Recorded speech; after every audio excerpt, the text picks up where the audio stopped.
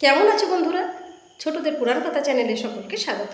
বন্ধুরা, আজকের ছোট্ট বন্ধুদের জন্য আমি একটি নীতিকথামূলক কাহিনী এনেছি। নীতি কথাটি হলো, উপকারের উপকার কোনোদিন ভুলতে নেই। একবার একটি সিংহ ঘুমোচ্ছিল, আর একটি ইঁদুর বারবার সিংহটির নাকের মধ্যে ঢুকছিল এবং তাকে বিরক্ত করছিল। তাতে সিংহটির ঘুমের ব্যাঘাত ঘটছিল। সিংহটি খুব রেগে যায়। রেগে গিয়ে ইঁদুরটিকে ধরে ফেলে বলে, তুই আমাকে এত বিরক্ত করছিস, তোকে আমি এক্ষুনি খেয়ে ফেলবো। তো ইঁদুরটি খুব কান্নাকাটি শুরু করলো। সে সিংহের কাছে প্রাণ ভিক্ষা চাইল। সিংহ দয়া পরবশ হয়ে সেই ইঁদুরটিকে ছেড়ে দিল। ইঁদুরটি তো খুশি মনে চলে গেল।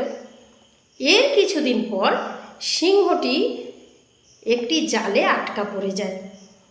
জালে আটকা পড়ে গিয়ে তো সিংহ কিছুতেই সেই জাল কেটে বেরোতে পারছে না।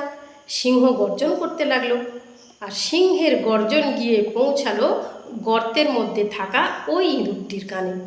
ইঁদুরটি বুঝতে পারলো যে সেই সিংহটি বিপদে পড়েছে, যে ওকে প্রাণে বাঁচিয়েছে, যে ওর অন্যায়কে ক্ষমা করে দিয়েছে। ইঁদুরটি সেখানে গেল এবং তার ছোট্ট ছোট্ট দাঁত দিয়ে সেই জালের দড়িগুলো কেটে দিল। সিংহটি মুক্ত হলো এবং সিংহটি চলে গেল। গল্পটি কেমন লাগলো তোমরা লাইক কমেন্টস করে জানিও। পরের দিন আসবো অন্য একটি গল্প নিয়ে।